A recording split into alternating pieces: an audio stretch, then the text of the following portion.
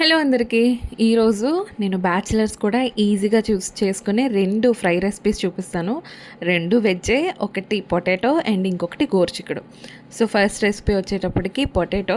ఇది మీ ఇంట్లో చాలామంది రెగ్యులర్గా చేసేదే, బట్ ఇది నా వెర్షన్. మీరు కూడా ఒకసారి చూసేయండి. ఫస్ట్ మీకు కావాల్సిన పొటాటోస్ని బాగా తొక్కంతా నీట్గా తీసేసి కట్ చేసి పెట్టుకోండి. అండ్ ఇదొక చిన్న టిప్, అంటే చాలామందికి తెలుసు బట్ నేను కూడా చెప్తున్నాను. పొటాటోస్ చాలామంది కొనుక్కునేటప్పుడు పెద్దవైతే ఎక్కువగా అంటే మనకి బాగా వస్తుంది అనుకుంటారు కానీ బట్ నో, పొటాటో ఎంత పెద్దగా ఉంటే లోపల మధ్యలో అనేది ఉడకదనమాట.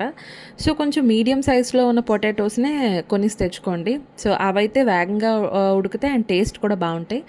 సో ప్రాసెస్లోకి వెళ్ళిపోతే పొటాటోస్ని అండ్ ఆనియన్స్ని బాగా కట్ చేసి పెట్టుకోండి. అండ్ ఇక్కడ నేనేంటి అంటే ఇంట్లో నేను చేసేటప్పుడు పొటాటోస్ ఒక హాఫ్ కేజీ తీసుకున్నాను అనుకోండి, ఆనియన్స్ని కూడా మినిమం ఒక పావు కేజీ అట్లా తీసుకుంటాను. అంటే అందులో హాఫ్ వేస్తాను. అప్పుడే ఎందుకు నాకు టేస్ట్ చాలా బాగుంటుంది అని ఒక ఫీలింగ్. సో కట్ చేసి పక్కన పెట్టేసుకోండి. అండ్ ఒక కళాయి వేసుకొని కొంచెం ఆయిల్ వేసేసి జీలకర్ర, ఆవాలు, కొంచెం పసుపు, కొంచెం అవి చిటపటలాడాక మనం కట్ చేసి పెట్టుకున్నాం కదా ఆనియన్స్ని అండ్ గ్రీన్ చిల్లీస్ని వేసేయండి. అవి కొంచెం బాగా సాటే అవుతాయి. సాటే మరీ ఎక్కువగా ఓవర్గా కుక్ అయిపోనివ్వకండి వాటిని. కొంచెం ఆనియన్స్ పచ్చిపచ్చిగానే ఉండనివ్వండి. అలా సాటే చేశాక కరివేపాకు ఇదైతే కంపల్సరీ. ఎందుకంటే పొటాటోకి ఫ్రైలో అసలు మోస్ట్లీ నా ఫీలింగ్ ఏంటంటే కరివేపాకు లేకపోతే అసలు పొటాటో ఫ్రై చేయకూడదని, ఎందుకంటే అంత ఎన్హాన్స్ ఇస్తుంది. సో అది వేసేసుకొని కొంచెం బాగా సాటే అయ్యాక మీరు కట్ చేసి పెట్టుకున్న పొటాటోస్ని కూడా వేసేయండి అందులో. నేను ఇక్కడ స్లైసెస్గా కట్ చేసుకున్నాను, మీరు క్యూబ్స్ కింద కూడా కట్ చేసుకోవచ్చు. అది మీ ఇంట్లో తినే వాళ్ళ ఇష్టం బట్టి.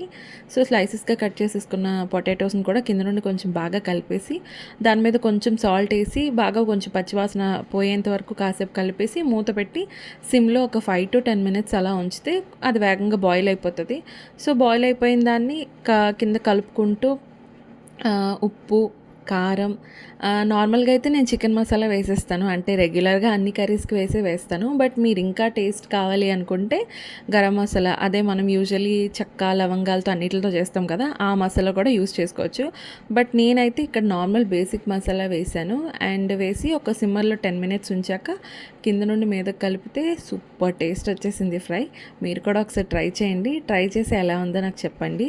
అండ్ రెండో రెసిపీకి వస్తే గోరుచిక్కుడు రెసిపీ. ఈ రెసిపీని చాలామంది గోరుచిక్కుళ్ళు ఇష్టపడతారు కానీ పర్ఫెక్ట్గా వండుకునే విధానం రాక వండుకోరు అనమాట. బట్ నాకైతే నా చిన్నప్పుడు సరిగ్గా నచ్చేది కాదు. బట్ ఇది హెల్త్కి చాలా మంచిది, ఫైబర్ ఎక్కువ ఉంటుందని మా మమ్మీ ఈ విధంగా ఉండేవారు నా చిన్నప్పటి నుండి. సో నేను ఆవిడని చూస్తూ నేను కూడా ఇదే విధంగా కుక్ చేయడం నేర్చుకున్నాను. నా మ్యారేజ్ అయిన తర్వాత అంతా నేను ఎప్పుడు గోరుచిక్కులు తెచ్చినా అలాగే వండుతాను. సో ఏం లేదండి, ఇది కూడా బేసిక్కే. ఫస్ట్ కుక్కర్లో మీరు కట్ చేసి పెట్టుకున్న గోరుచిక్కుళ్ళు కొంచెం సాల్ట్ వేసి ఒక 2 విజిల్ రానివ్వండి. సో నేను వీడియోలో చూపించాను కదా, అలా మెత్తగా ఉడికిపోయిన తర్వాత వడగట్టి ఒక పక్కన పెట్టేసుకోండి. ఆనియన్స్, పచ్చిమిర్చి కట్ చేసుకున్నాక కళాయి పెట్టుకొని కొంచెం ఆయిల్ వేసి ఆనియన్స్, పచ్చిమిర్చి, జీలకర్ర అండ్ కొంచెం ఉప్పు, ఆవాలు వేసుకొని బాగా అవి సాటే అవనివ్వండి. అవి సాటే అవుతాయి కదా, వీటికి కూడా ఆనియన్స్ని మరీ ఎక్కువగా ఫ్రై చేసేవద్దు ఓవర్గా. నార్మల్గా కొంచెం కచ్చా పచ్చగా అనిపించేంత వరకు సాటే చేసేసిన తర్వాత మీరు ఆల్రెడీ పక్కన పెట్టుకున్నారు కదా మనం బాయిల్ చేసుకున్న గోరుచిక్కుడు, ఆ గోరుచిక్కుడుని కూడా అందులో వేసేయండి. ఎందుకంటే ఆ పచ్చివాసన స్మెల్ అంతా పోతుంది ఆయిల్లో కొంచెం బాగా ఫ్రై చేస్తే. కాసేపు ఆయిల్లో బాగా ఫ్రై చేసిన తర్వాత మనం ఆల్రెడీ ప్రెషర్ కుక్కర్లో కొంచెం ఉప్పు వేసుకున్నాం కాబట్టి ఉప్పు కొంచెం చూసుకొని ఉప్పు వేసుకోండి. సో దట్ మనకి ఓవర్గా ఉప్పు అవ్వకుండా ఉంటుంది. ఉప్పు వేసుకున్నాక కాసేపు మీద నుండి కిందకి కలిపేసి సిమ్మర్లో ఒక 5 minutes ఉంచండి.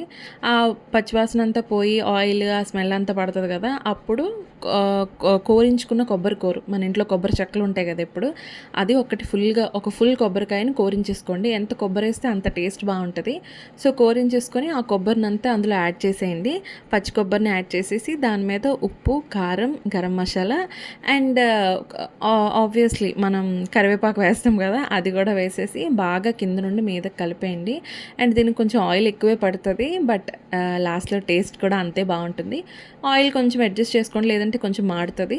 అందుకు బాగా కలిపేసిన తర్వాత అది బాగా ఫ్రై అయిపోతుంది. అంతే, యమ్మీగా గోరుచిక్కుడు ఫ్రై రెసిపీ రెడీ అయిపోతుందండి. ఒక్కసారి ఇంట్లో ట్రై చేయండి, మీరైతే అస్సలు వదిలిపెట్టరు. అండ్ ప్లీజ్ నా వీడియోస్ని లైక్ చేయండి, షేర్ చేయండి, ఫాలో కట్టండి అండ్ కంపల్సరీ సబ్స్క్రైబ్ చేయండి. ఒకసారి మీరు ట్రై చేసి కామెంట్ కూడా చేయండి.